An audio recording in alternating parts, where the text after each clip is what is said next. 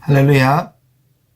오늘은 2주차 구역공과 2과 진리를 배우고 수호하는 은혜에 빚진 훈련자에 관한 내용입니다. 오늘은 본문이 디모데전서 4장 6절에서 8절입니다. 제가 봉독해 드립니다. 내가 이것으로 형제를 깨우치면 그리스도 예수의 좋은 일꾼이 되어 믿음의 말씀과 내가 따르는 좋은 교훈으로 양육을 받으리라. 망령되고 허탄한 신화를 버리고 경건에 이르도록 내 자신을 연단하라.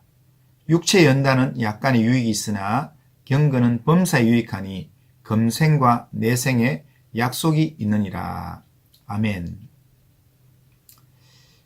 복음은 죄인들을 위해 십자가에서 죽으시고 부활하신 예수 그리스도께서 그를 믿는 모든 자에게 구원을 주신다는 기쁜 소식입니다.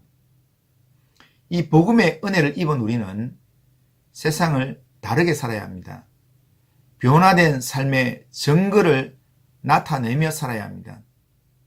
한 가지 주목할 점은 복음이 거저 주어졌기 때문에 우리가 복음을 받아들여서 변화된 것이 아니라 복음의 내용과 능력 때문에 우리가 변화되었다는 사실입니다. 그래서 은혜의 복음이라고 합니다.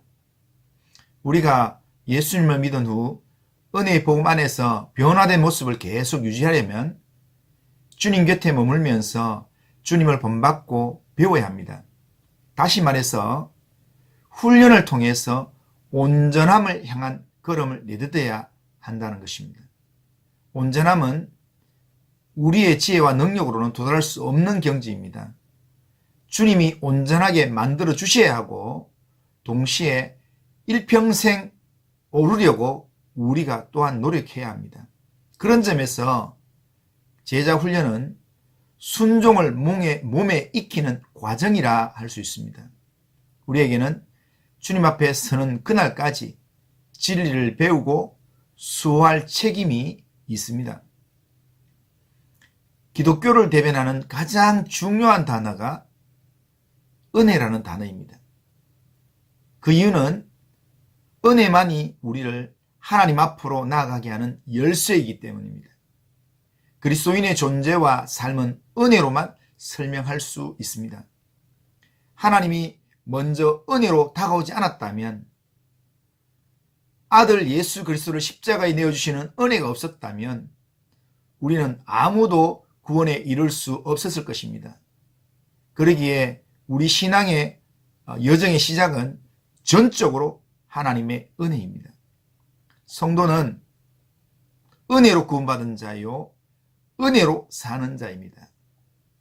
그래서 은혜는 우리를 겸손하게 하고 은혜에 대한 우리의 기억은 우리를 겸손한 사람이 되게 만듭니다. 하나님을 아는 만큼, 하나님의 은혜를 깨달은 만큼 찬양은 풍성해지고 묵상은 깊어질 것입니다. 반대로 은혜를 모르면 감격이 없는 예배를 드리게 되고 영적으로 생기가 없는 교제를 나누게 되며 순종이 없는 일상의 삶을 살게 됩니다. 그렇기 때문에 그리스도인은 예수 그리스도의 은혜와 하나님을 아는 지식에서 계속 자라가야 합니다. 다시 말하면 은혜와 함께 훈련이 따라와야 한다라는 말입니다. 신앙은 한번 은혜 받는 것으로 끝나지 않습니다. 지속적으로 성장하여 나의 신앙이 살아있음을 증명하고 또 받은 사명도 감당할 수 있어야 합니다. 영적 성숙은 신앙의 연륜보다 연단과 훈련에서 비롯됩니다. 그래서 오늘 본문에서는 내가 이것으로 형제를 깨우치면 그리스도 예수의 좋은 일꾼이 되어 믿음의 말씀과 내가 따르는 좋은 교훈으로 양육을 받으리라. 망령되고 허탄한 신화를 버리고 경건에 이르도록 내 자신을 연단하라. 육체의 연단은 약간의 유익이 있으나 경건은 범사에 유익하니 금생과 내생에 약속이 있느니라 라고 말씀합니다. 은혜를 받은 사람이라면 받은 은혜를 지켜가기 위해 주어진 사명을 감당하려는 노력을 계속해야 합니다.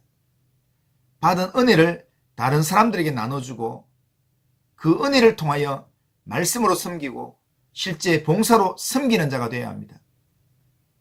바울은 은혜 받은 자로 성장과 성숙을 이루어가기 위해 훈련뿐 아니라 섬김과 사랑에 대해서도 강조했습니다.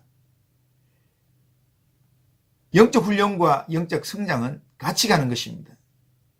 그러기에 지속적인 신앙 훈련을 통해서 우리는 삶의 자리에서 성숙한 모습으로 나아가는 것입니다. 우리는 지속적인 신앙 훈련을 통해서 삶의 자리에서 성숙한 모습을 보일 수 있어야 되고 섬김의 자리로 기꺼이 나아가야 합니다. 우리는 나를 사랑하신 하나님의 은혜에 빚진 자들입니다. 우리가 하나님의 은혜에 빚진 자라는 인식이 있다면 영적 훈련을 잘 받아서 은혜의 빚진 자로서 섬김의 삶을 살아야 합니다. 은혜는 섬김으로 표현되고 그 섬김은 훈련을 통해 온전해지는 것입니다. 우리는 신앙의 훈련을 받으면서 나는 누구인가? 하나님 앞에서 어떤 영적 정체성을 가지고 훈련하는가? 이것을 자주 점검해 보아야 합니다. 요한계시록 1장 6절에 보면 그의 아버지 하나님을 위하여 우리를 나라와 제사장으로 삼으신 그에게 영광과 능력이 세세토록 있기를 원하노라 라고 말씀했습니다. 우리를 제사장으로 삼으셨다고 이야기합니다. 우리가 하나님 앞에서 실력이 있어서 제사장이 된 것이 아닙니다. 우리가 세상에 다른 사람들보다 더 실력이 있어서 예수를 믿는 믿음의 자리로 나오게 된 것이 아니라는 말입니다. 하나님께서 우리를 불쌍히 여겨서 지명하여 불러주셨고 하나님의 자녀가 되게 해주셨고 하나님의 영광을 드러내는 일꾼이 되게 해주셨습니다.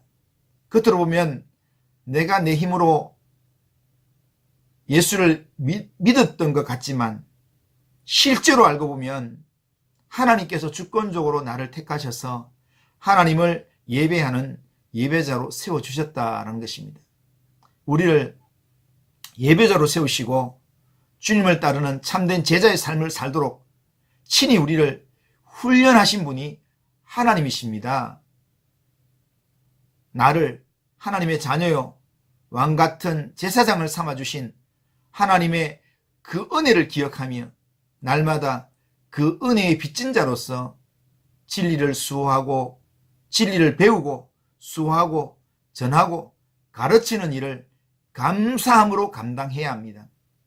받은 은혜가 얼마나 크고 영광스러운지를 안다면 우리는 세상 정욕에 굴복하여 썩어질 것에 연연하지 않을 것입니다. 섬기고 봉사라고 주신 직분이 권력이나 명예를 얻는 수단으로 전락하는 일들도 없을 것입니다. 무엇보다 진리를 배우고 전하고 진리대로 사는 일에 우리가 하나가 될 것입니다.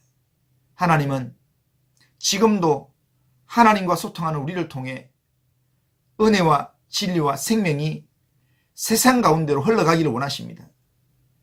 진리를 배우고 수호하고 가르치는 일은 온 성도가 알고 믿는 일에 하나 될 때까지 미성숙한 신앙에서 벗어나 성숙한 신앙이 될 때까지 그리고 그리스도의 장성한 분량에 이르며 이 땅에 하나님의 나라를 세울 때까지 계속되어야 하는 것입니다. 사랑하는 성도 여러분, 하나님의 은혜의 빚진 자로서 주님이 다시 오시는 그날까지 영적 성숙의 삶을 향하여 열심히 달려가시기를 주님의 이름으로 축원합니다. 감사합니다.